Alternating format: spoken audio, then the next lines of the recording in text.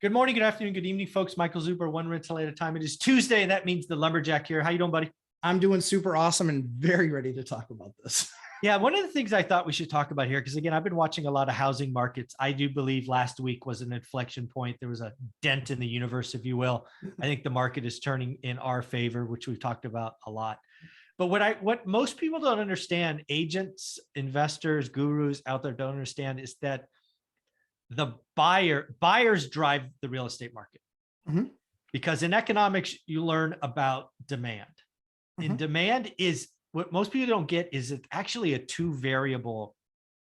There's two variables that drive demand, right? Supply is supply. And in the real estate market, that means a house is listed, somebody wants to sell. That's easy. Supply is easy to count.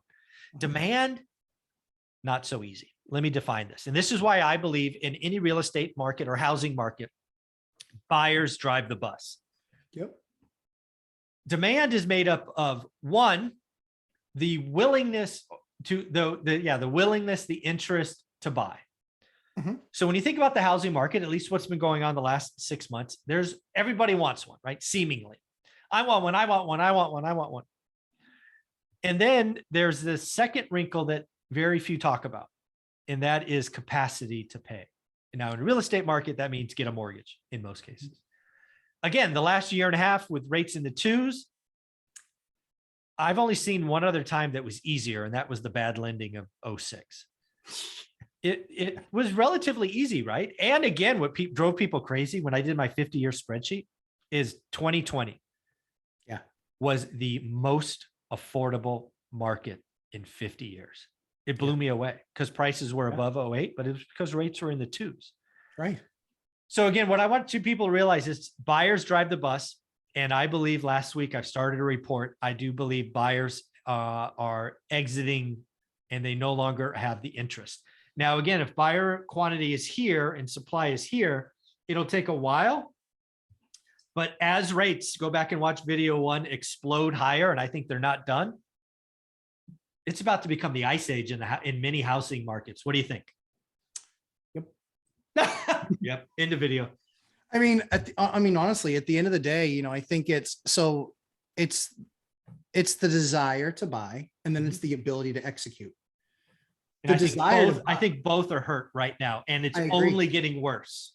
I think that, so part of that desire or part of that hit to desire is discouragement from people that have been doing this for 6 months and gotten 7 lost contracts. And they're just like, nope, we're not doing this. Not doing this anymore.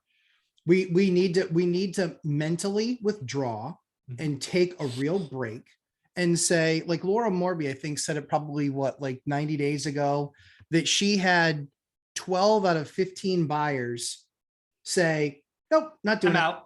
I'm out. And it wasn't because they didn't have the ability to execute. It was that they were tired of just tired. Yeah. Just tired of chasing. And so what's going to be interesting is I think that there's going to be a lull. I think there's going to be all of a sudden people that were fatigued when pricing really starts to occur. And when those downshifts really start to occur, even though rates are higher, they're going to be like, what do you mean there's 17 houses in our search? There were only 2.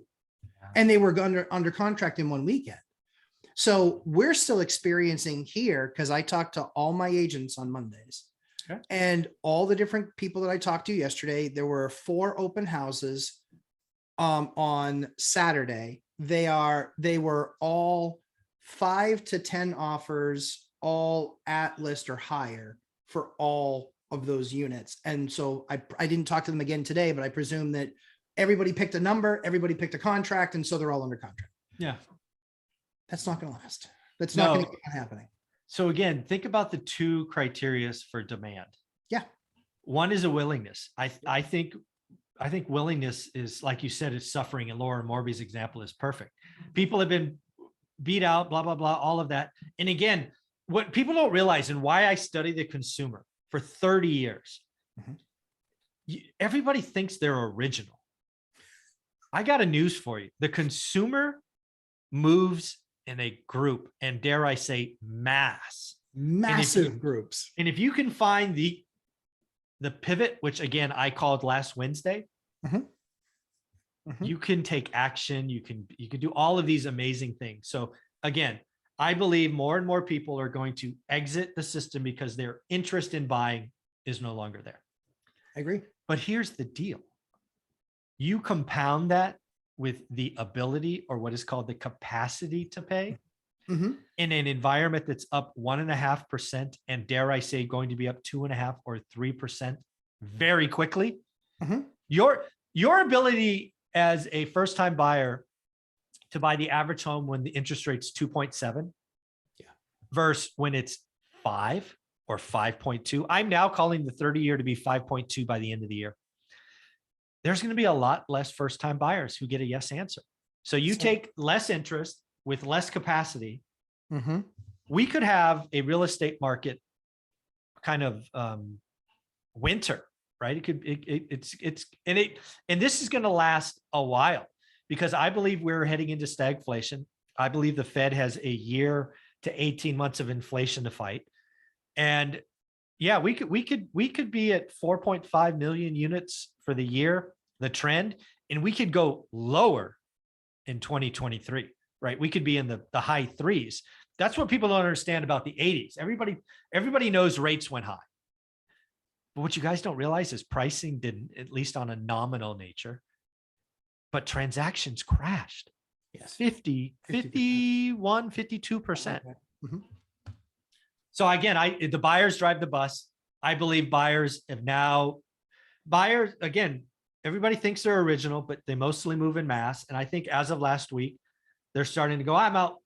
And again, rates have gone up the last 2 days. I got a note from Matt, the mortgage guy, yesterday at 6 o'clock, basically saying, it was a bad day. Rates moved 3 times in a day. All bad. I was gonna say all up. So yeah, dude, I think the housing market, I think it's going to freeze. And again, mainly owner occupant. And again, I don't know what to tell you, but I am so excited by what's coming, because I do the work every day. I can already see it in the high end of my market freezing. I know where it's going to go. A lot of sellers will list. They'll yell at their agents for 30 days.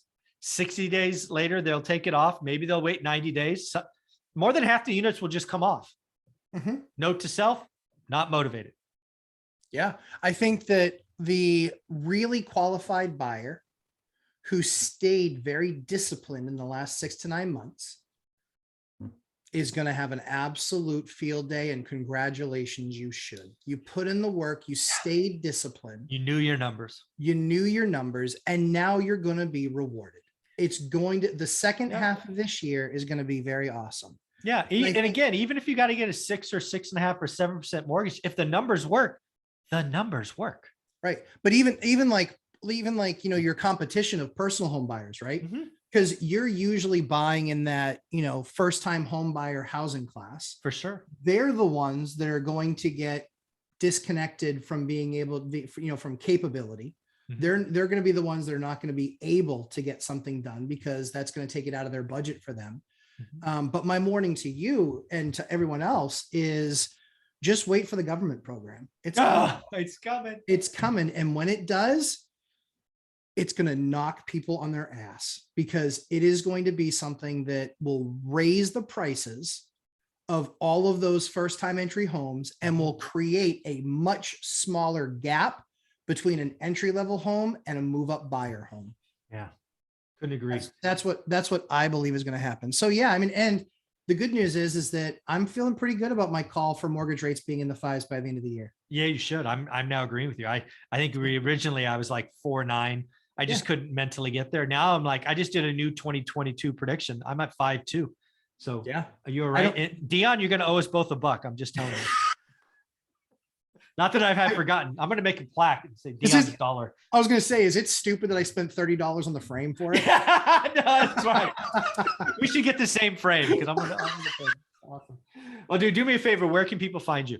Lumberjack Landlord on YouTube, Lumberjack Landlord on live stream 11:30 a.m. Eastern time on Sundays, and Lumberjack Landlord on Instagram. Very cool, man. Thanks again. Thanks, Mike.